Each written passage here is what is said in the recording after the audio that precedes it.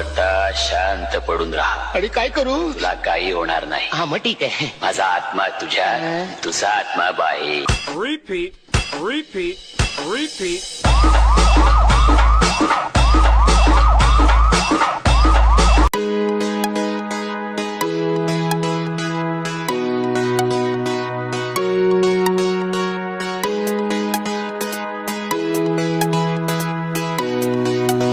आत्मा तुझ्या